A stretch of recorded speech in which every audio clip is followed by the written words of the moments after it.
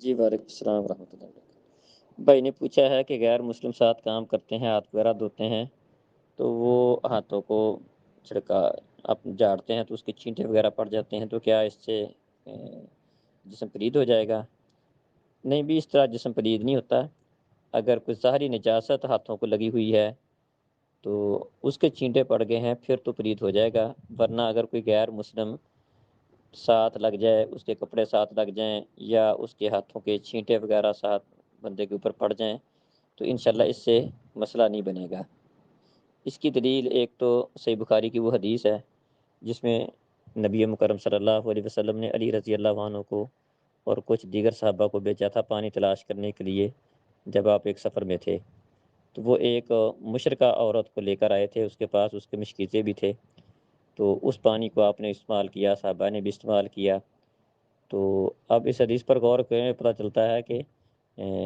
وہ پانی لانے والی بھی مشرکہ تھی، مشکیزہ بھی انہی لوگوں کا بنا ہوا تھا اور اسی نے پانی بھرا تھا، تو اس سب کچھ کے باوجود آپ نے اس پانی کو استعمال بھی کیا ہے، صحابہ نے بھی کیا ہے، تو اگر اس کے ہاتھ لگنے سے پانی پلید ہو جاتا یا اس کا مشکیزہ جو ہے جو انہوں نے بنایا وہ پلید ہوتا تو قطعاً آپ اس پانی کو استعمال نہ کرتے۔ اسی طرح اللہ رب العزت نے اہل کتاب کی عورتوں سے شادی کرنے کی اجازت دی ہے، تو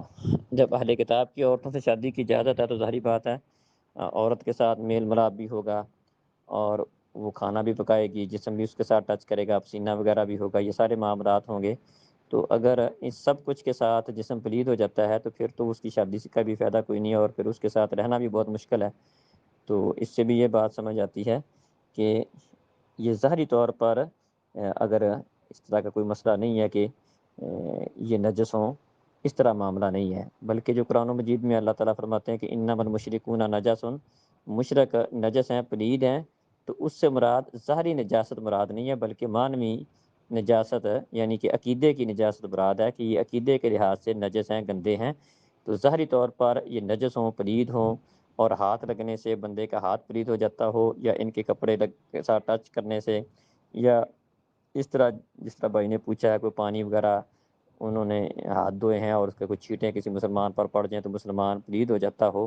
ایسا کوئی مسئلہ نہیں ہے۔ السلام علیکم۔